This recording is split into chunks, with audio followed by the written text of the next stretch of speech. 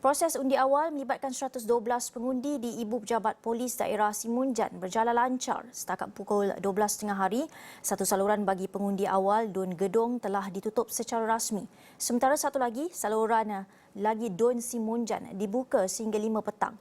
Untuk perincian lanjut, kita terus bersama Hasimi Muhammad. Silakan Hasimi.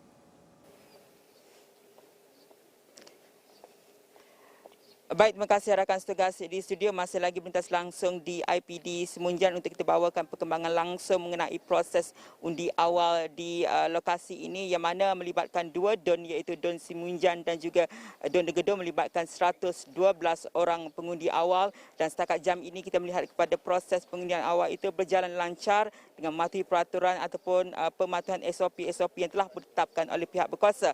Namun untuk kita melihat kepada kelancaran dan juga bagaimana SOP itu dipatuhi, bersama dengan Esro Awani ketika ini, Ketua Polis Daerah Simunjan, DSP Nisan Joshua Ali. Terima kasih Tuan untuk bersama dengan Esro Awani untuk jam ini. Selamat tengok hari. Tuan, pertama kita melihat kepada setakat jam inilah bagaimana pematian kesatuan kelancaran proses pengundian hari ini. Sekarang ini proses pengundian awal berjalan dengan lancar. So semua kebanyakan anggota-anggota dan pegawai semua hadir untuk menunaikan kewajipan mereka sebagai rakyat Malaysia amnya lah. Okay. Tuan, kalau kita melihat kepada di belakang kita ni ada kemah disediakan, ada prosedur-prosedur SOP. Dapatkan bagaimana Tuan melihat kepada penyediaan itu SOP itu untuk memastikan bahawa kurangnya risiko jangkitan COVID-19 ketika proses pengundian awal? Ini adalah nombor-nombor baru lah yang kita sekarang ni untuk di mana setiap pemilih, setiap pengundi sebelum mengundi kita akan pihak KKM akan membuat saringan lah. So kemah-kemah ini disediakan untuk khas untuk yang bakal-bakal yang mengundi, di mana setiap individu tu akan diambil dia punya suhu dan imasan sejahtera. Terus sekiranya dia tak ada seringan asal dia tak bergejala, so dia akan diproses, diprosid untuk mengundi. Tuan, melihat kepada kempen yang mungkin beberapa hari lagi menjelang 18 Disember ini, bagaimana setakat ini Tuan permohonan permit dan sebagainya atau pematian kesatuan kempen pada pihak wakil-wakil calon yang bertanding khususnya di Don Simunjan ini? Berdasarkan kematian sekarang ini memang proses kempen berjalan dengan lancar.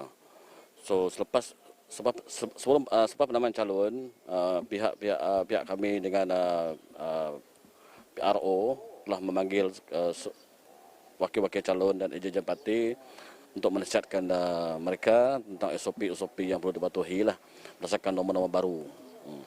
So di mana-mana calon yang berkempen dia ada nasihatkan untuk memohon permit.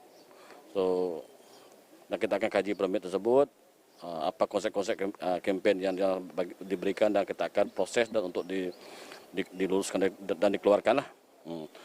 So setakat ini tak ada pelanggaran SOP yang terkesan lah oleh pihak kita lah. So proses kempen berjalan dengan lancar, tiada isu-isu yang tak diingini lah setakat ini. Tuan, mungkin soalan terakhir, mungkin seruan yang mungkin kepada anak-anak buah yang akan menjalankan tanggungjawab hari ini. Kita melihat kepada cuaca yang begitu baik hari ini, mungkin apa yang boleh dinasihatkan kepada mereka? Nasihatkan saya kepada warga-warga IPD Simunjan, itu pegawai dan anggota IPD Simunjan, supaya turunlah beramai-ramai untuk mengundi. Manakala cuaca sekarang ini sangat mengizinkan untuk kita keluar mengundi. So yang penting dalam masa sama juga saya nasihatkan kepada pegawai dan anggota saya dalam proses pembuangan undi, pastikan keselamatan dan SOP dipatuhi sepenuhnya.